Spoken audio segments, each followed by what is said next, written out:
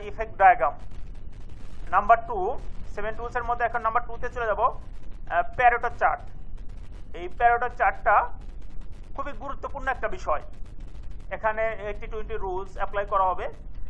80-20 রুলসটা আমি বুঝিয়ে দেব, তবে আমরা ইংলিশে বিশ্লেষণটা আগে দেখে আসি। Pareto chart is known as 80-20 rules. A Pareto chart is a bar chart that graphically ranks your defect from largest to smallest, which can help you prioritize quality problem and focus improvement effect on area where the largest gain can be made. তো এটা আমি বাংলা বিশ্লেষণ করে আমি 80-20 রুলসে যাব। Pareto chart 80-20 নিয়ম হিসাবে পরিচিত। এটি প্যারেটো চার্ট হলো একটি বার চার্ট যা গ্রাফিকভাবে আপনার ত্রুটিগুলোকে সবচেয়ে বড় থেকে ছোট পর্যন্ত র্যাঙ্ক করে, যা আপনার মানের সমস্যাগুলিকে অগ্রাধিকার দিতে এবং সবচেয়ে বেশি লাভ করা যায় এমন ক্ষেত্রগুলিতে উন্নতির প্রচেষ্টা ফোকাস করতে সহায়তা করতে পারে। আমরা বিষয়টা বুঝতে পারছি। এখন 80-20 রুলসটা কি?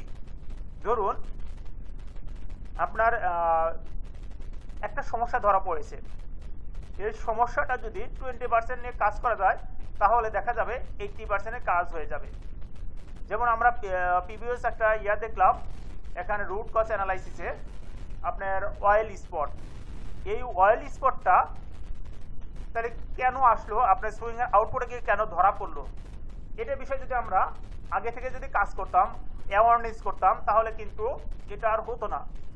ধরুন তার প্রত্যেকটা অপারেটরের তার ম্যান পাওয়ারের কাজ করার সময় তার কিন্তু প্রত্যেকটা কাজে চেক দেওয়া, তারা যদি এই চেকটা দিত তাহলে কিন্তু আপনার ওইখানে গিয়ে ওয়াল স্পটটা ধরা পড়তো না, বা মেশিনের সমস্যা থাকলে সেটাই কিন্তু সঙ্গে সঙ্গে ধরা পড়তো, তখন কিন্তু চিহ্নিত করে সমাধান করে যেত। তাহলে আপনার কিন্তু অপারেটর যদি চেক করতো যে আমার এইখান থেকে অয়েল আউট হচ্ছে, তখন কিন্তু আপনারা এটা চিহ্নিত করতে পারতেন এবং এত কিছু সমস্যা হতো না। তাহলে কিন্তু আপনার ছোট্ট একটা কাজ, সেটা হলো চেক। এই চেক করলে কিন্তু সমস্যাটা ওখানে সমাধান হয়ে যেত। এটা হচ্ছে 80-20 রুলস। Number 3 check sheet. আগে ইংলিশে আমরা এটা দেখে আসি। Check sheet is a simply counting tools.